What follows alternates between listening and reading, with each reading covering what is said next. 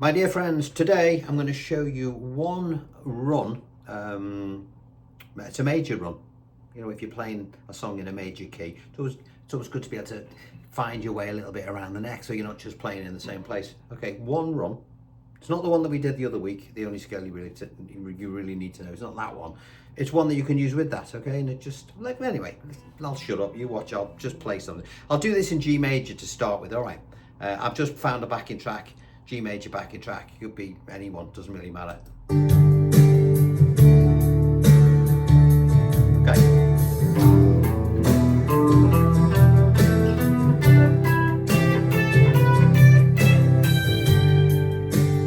It's all right, isn't it?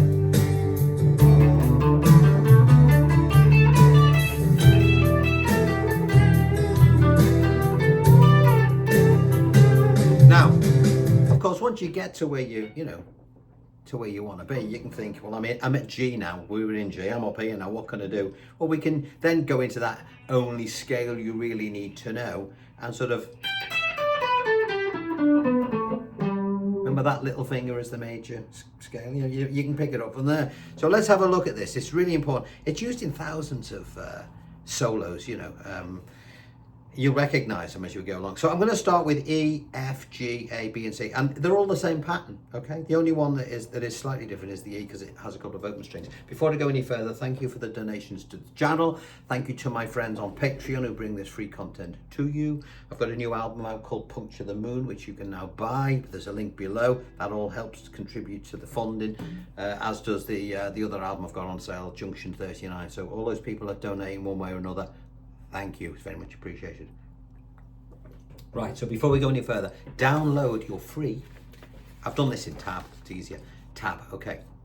We've got E, F, G, what is it, can't even see, G, A, B, and C, okay. Now, don't worry about it, they're all the same pattern, okay. All, as you will see as I do it, so I don't think, oh, I've got to learn all it. You learn one of them, you've learned a lot, this is the whole, and the B flats, and everything's the same. You know what I'm like, I'm not one of these people that wants to sit there all my life learning different scales. I want to know how to play a couple, and then I'll move the notes around and make a solo up with those notes. That's what great guitar players tend to do, all right? All the solos you want to learn, half of these people, they can't read a note in music. You do realize that, don't you? You know, people like David Gilmour, they can't read a note, all right? And they don't even study scales. They know they're doing them, but they just do it as well, like I'm going to show you now. Right, let's start with E. Okay, so have you downloaded your stuff? Okay, we'll start here, E. Now I'm going to put different tracks on to show you how they work. So if we're going to start on E, all right, I've just found an E. Let's have a look. E backing track. Yeah, that'll do. Now don't forget all the chords that relate to the chord E, or E major, as you want to give it its posh name, will fit with this particular run. Why is that? I don't know. I don't care. It just does. All right. So what we're going to do is this. We're going to break it into bits, and we're going to look for the octave. All right. What does that mean? It means if I'm playing the note E there, I want to get to there. I want to know how to get from there to there without making a cock up of it. All right. So let's begin. Open. 2nd fret, 4th fret. On the bass string. Follow your tab, okay? 5th string, 2nd fret, 5th string, 4th fret, and then there's our octave on the 4th string at the 2nd fret.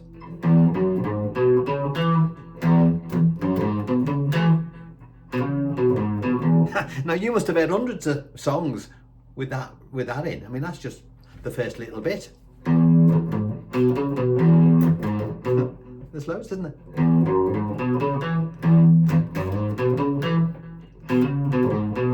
And you can just play around with that. Now, if I was to play that, just that bit with a backing track in E, let's just for a laugh, let's see what happens.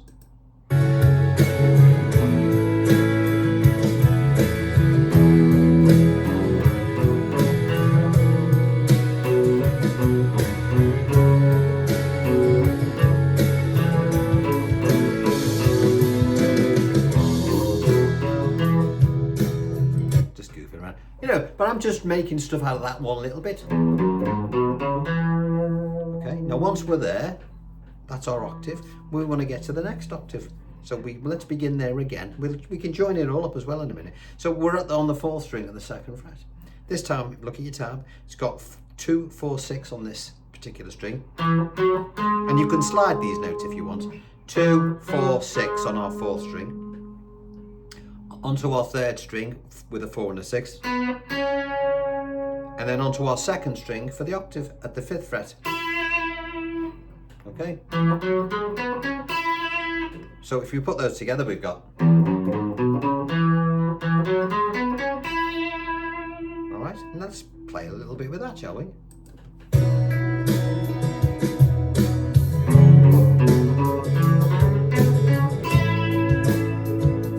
again.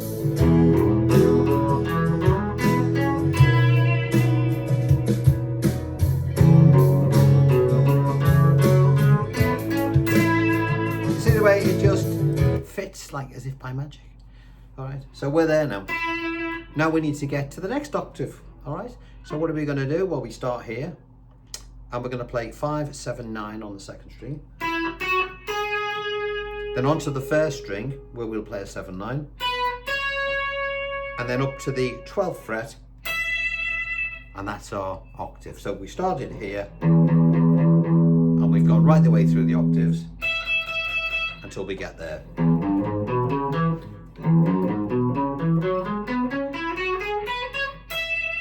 And when I get to there, I would sort of jump into the, the only scale you really need to know with my, and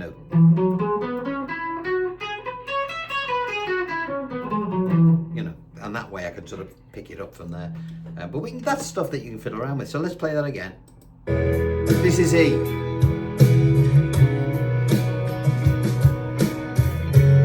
I'll wait for the bars to start. 1, 2, 3, 4.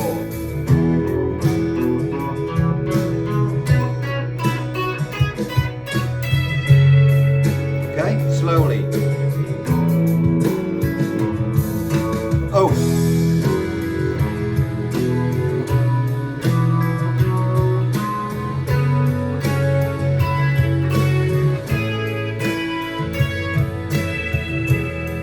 All right, so now that was using open strings, some open strings in there. Well, mainly just the open E. All the other ones, you'd be pleased to know, the F and the G and the A are going to use exactly the same pattern. So let's look at F now, shall we? Let's see if we can find one in F. Have we got one in F? I'm not sure whether we've got one in it. We might have one in F, I'm not sure. We've got, yes, I think we've got this one. Let's have a look. Let's see what this one sounds like. Different groove.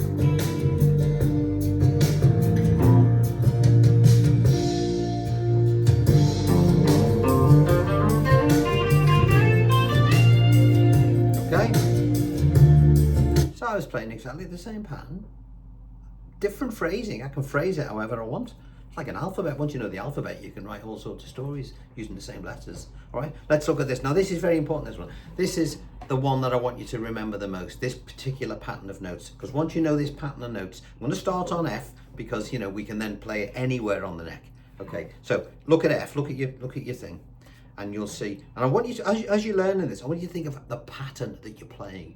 I want you to think of it where the thing, work with, in relation to each other, right? So, for example, 1, 3, 5.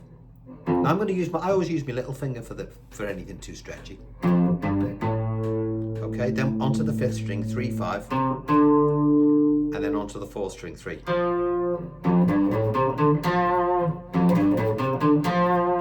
Okay, now as an example, if I wanted to do that in F sharp, you'd say, I don't know the scale for that. Well, just move it up 1.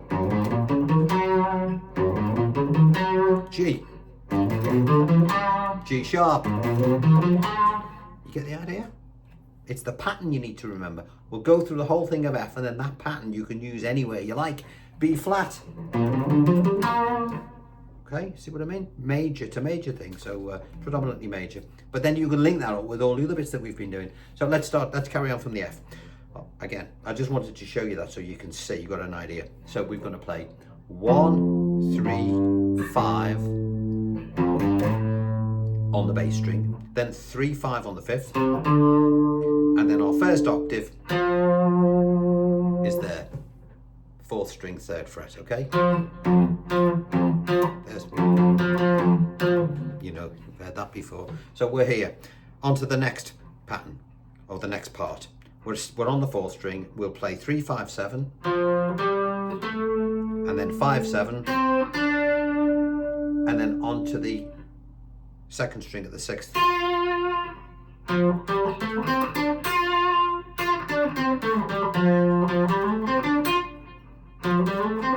And you can, you know, you can work stuff out and make stuff up. It's great. Okay, the next part of the F, we're here. We're still on 2nd string, fret 6, 6, 8, 10. Onto the 1st string, 8, 10. Up to the 13th fret, which is the note F. We know it's F because the other one ended there, which was E, wasn't it? E, F. Okay.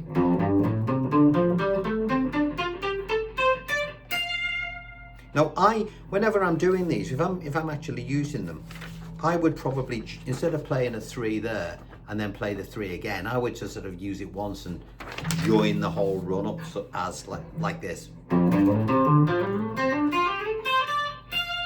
But you can do it whichever way you want.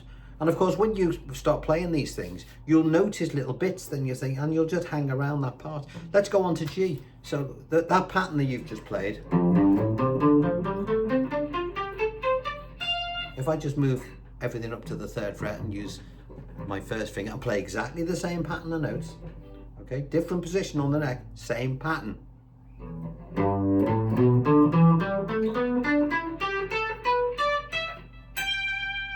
Okay, if I was in A, we start on A. What am I going to do? Same pattern.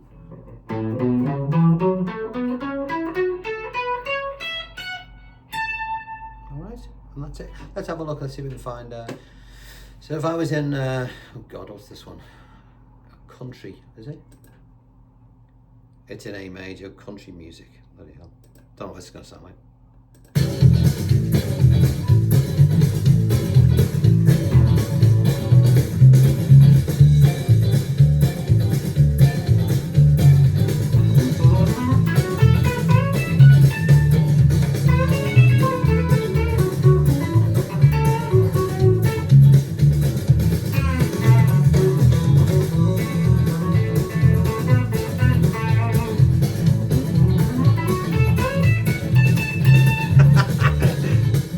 See the way that little run came in? You know, I'm playing exactly what I've just showed you. I'm just, you know, playing it with a, well, I was trying to play it with a country feel. You got to understand, my lead guitar's not very good, you know. There's players out on YouTube that are a million times better at lead guitar than me. I've always said to people, I'm more like I'm like a sort of pentathlon. I'm all right at most styles, but I'm not brilliant at any one, you know. But I know enough to put a good solo together, you know. I know how to do it, and because I write, and my main job is a songwriter and writing, I don't play in tribute bands and all that sort of stuff. I write stuff, and because I write, I have to work out my own solos. And I found very early on that you don't need to know tons and tons of different scales in order to do that. You can certainly learn them if you want, but you know, I tend to look for the practical side of these things. Right, now, you may say, well, that's all very well, Rob, with a big, nice long neck, aren't you, like on your Gibson, what is it? It's my son's this, actually. It's my son, Ali, this is his guitar. He plays more classical than me, so he let me borrow it. So it's a nice guitar. I'm not sure about this, though, it's a bit weird. So say we got to A, and you say, well, I've only got a short scale guitar. Well, let's look at when we get to B on here. You know, we can do the same sort of thing starting on the 5th string, which means that we haven't got to go, you know, if you start getting up here, it can get a bit tight, can't it, if you're on an acoustic. So you still want to be able to do it. So we'd start here, you know, so we're looking at B, we'd go 2, 4, 6, 4, 6, 4, 4, and there's our octave. I'll do that again for you. So B, 2, 4, 6, onto the 4th string, 4, 6, and and there's our octave on the 3rd string of the 4th fret, and we can start there and pick it up again. 4, 6, 8, 7, 9, and there's our B. And then from there, if I was doing it,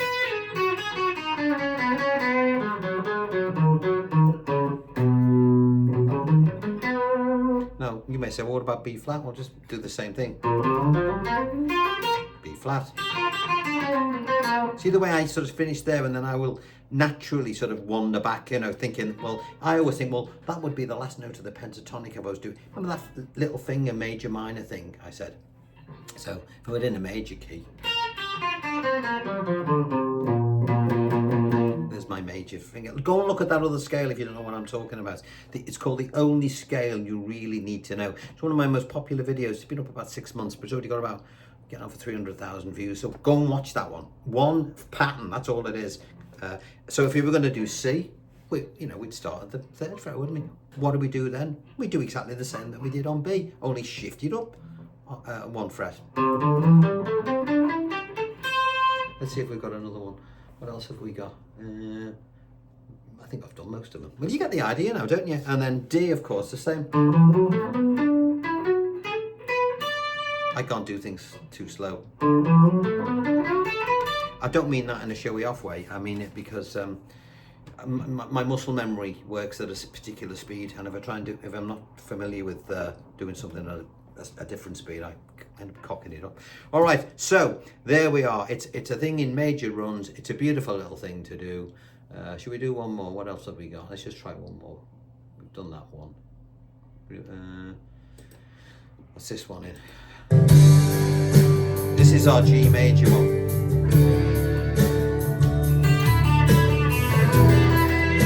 So if you're in G major, you can play your E minor pentatonic down here.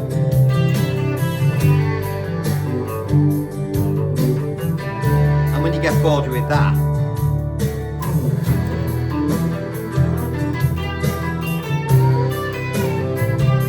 and then make bits up.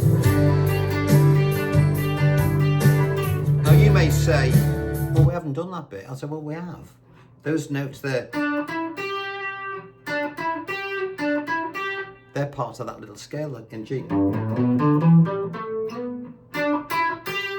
And all they're doing is, ooh. You know what I mean? They just take, when you hear all these things, you'll say, I've heard that. And of course I know you have, because they're using this scale and then taking little bits of it and then making something up with it. They're not sort of starting right at the beginning and always going all the way to the end.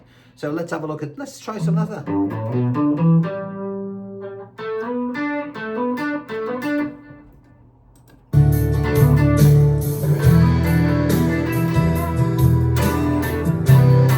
That's nice.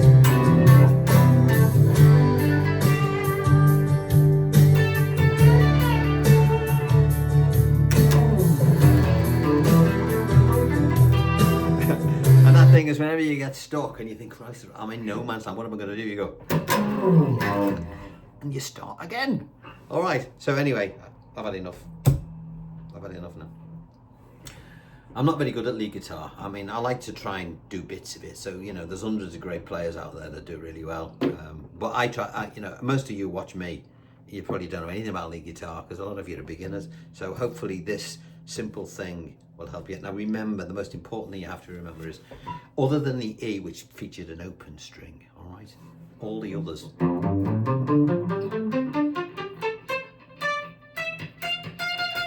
We're in F, aren't we? G. A.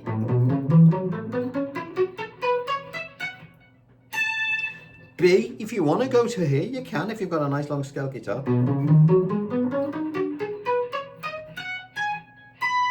If you can't get that far up, maybe on an acoustic, start it here. Ooh. And when you're on a note, you know, work your way back. All right, as you can tell, everything on my channel is live. There's no editing. All right, so if I make a slight cock up, then, well, so be it. That's just the way. That's the thing about music. Whenever you're practicing as well, don't panic if you cock it up. All of us, right? We all make mistakes. The key is not to let the audience know that we've made those mistakes. You know, your professional footballer will miss a penalty. It just happens. You know, you're never going to get it perfect. You know, ever. You know, even in the studio. You know, you'll when you listen to the Beatles. You know, on these outtakes, take 33. What does that tell you? It means that 32 times they cocked it up. All right. So this is what you're looking at for major runs. Now, it's not my idea of sordid toilet humour. But that's the name of this little particular thing. It's a major run, based on major runs, okay? So if you're in a major key and you want to get around the octaves, do what I've just said.